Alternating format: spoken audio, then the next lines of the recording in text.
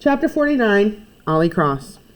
When we got outside, there was more press than I'd seen in one place since this whole thing started. I saw cameras and people with tape recorders and a whole bunch of news vans and their towers parked out on Indiana Avenue. "Here we go," Dad said as we came down the steps, and they all rushed toward us. "I'll keep it quick," he added. I was so used to Dad no commenting his way through his stuff, I was surprised he wanted to say anything at all. But I guess that's what usually happens after the trial. He stood his ground this time and let everyone come to him until we were basically surrounded. "How are you feeling, Alex?" someone asked. "Tired," Dad said, and a few people laughed. "Do you think justice was served, Detective Cross?" Another reporter jumped in. "In that I told the truth during my trial?" "Yes," Dad said. "Meanwhile, reports of police brutality are up more than 20%, someone else said. "Do you think civilians have a good reason to be afraid of the police?" And for that one, Dad took his time. He waited until everyone had stopped clamoring, too.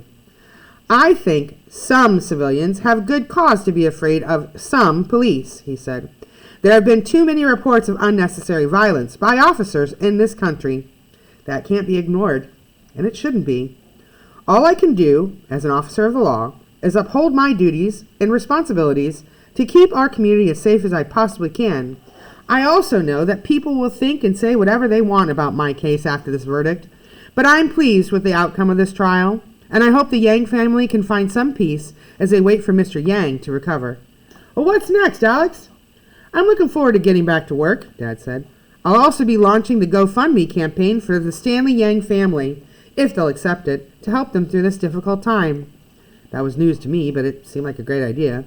"Does that mean you still feel guilty, Alex?" a reporter said. "No," Dad said. "It just means I'm human. Today I can start to put my life back together, but Stanley Yang is still in the hospital bed.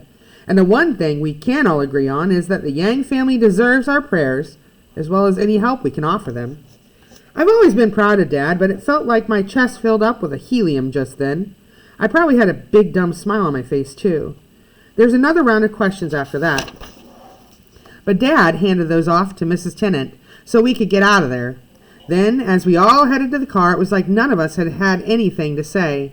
Everyone was just quiet, which is pretty unusual for my family, much less for me.